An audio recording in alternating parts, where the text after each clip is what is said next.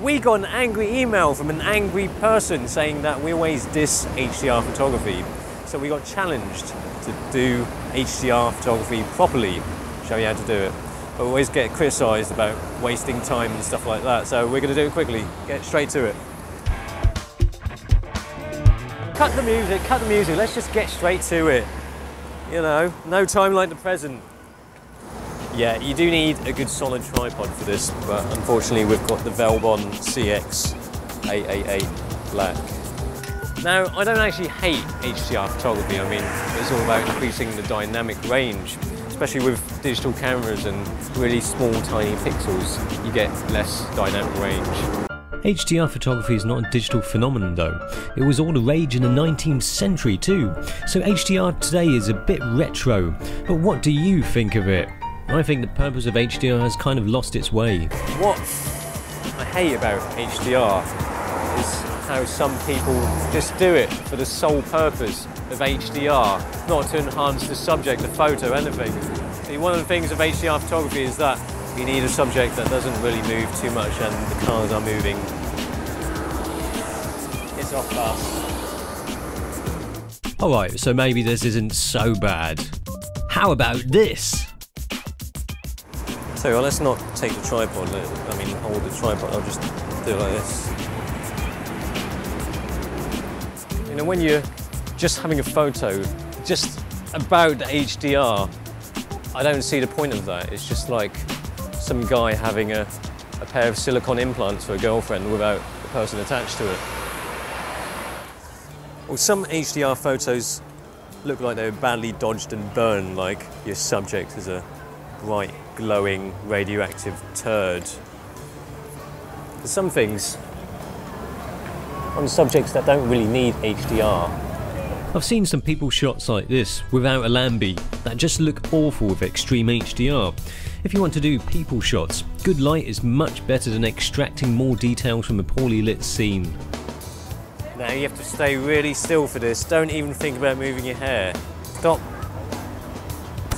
being, just hold your hair. Yeah.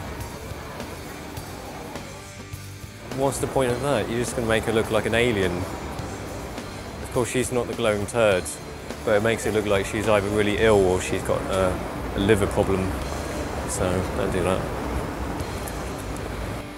The thing about HDR is you have to pick the right kind of subject, right environment. I mean, there's no point if there's no huge contrast. Well, HDR is a panacea for low dynamic range, but if the photo isn't dynamically sick, giving it medicine will probably make it look sick. Not in the Urban Dictionary definition sense though. HDR comes in handy when your scene has light. Too much of it in some parts and not enough in other parts. It makes the image look that little bit closer to what you actually see. Oh, they could do a bit of HDR, not enough detail in the shadows. Blown out highlights. Oh, pay somebody to do that. Pay somebody good. See, professional photographers, they might use it for interior shots to get the outside, a nice little scene, and also all of the inside perfectly lit. It's like when you go to a hotel website. Interior shots with an outside view. When you haven't got the gear to balance the brightness of the outside with the darker inside, take a few exposures. Then the idea is that you get the best details of the different exposures. Canon strap on the Canon. Let's not waste time. So it is important that your subjects are still. Let's see how still this subject can stay. Be wary of moving objects, not just the ones driving straight at you. It will make your shot look like it has ghosts in it. If that's the look you're after, then you're fine. But I doubt many ghost stories have Toyotas in them. You know, if you're coming to Hong Kong for a holiday and you want to do HDR photography, the clock tower, you know, everybody takes photos of it. Photo geeks here take photos of it. The pair go hand in hand, like cheese and ham. One of the key parts of HDR photography is post-processing, which can be done on the hugely pricey software Photoshop. Creating an HDR shot gives you a 32-bit file, which you can get by merging in Photoshop. The exposure can be adjusted on this file, but to be able to adjust more things you have to convert to a 16-bit file, where you can choose one of 4 tonal mapping options. Exposure and gamma, fancy talk for brightness and contrast. Highlight compression and equalized histogram are boring because you can't play with any settings. Local adaptation changes the brightness per pixel. Sorry, I just fell asleep.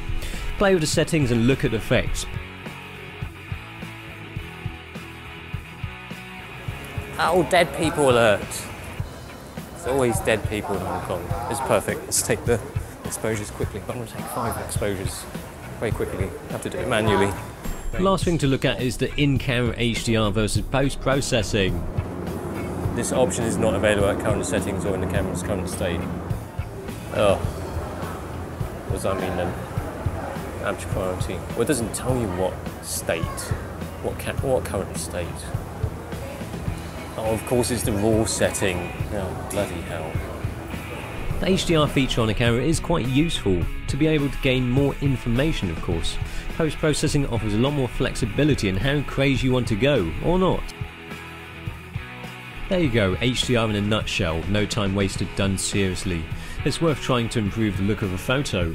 Digital photography has its limitations and a lot of cameras let you shoot HDR to bring out the details that you might not usually get with taking one shot.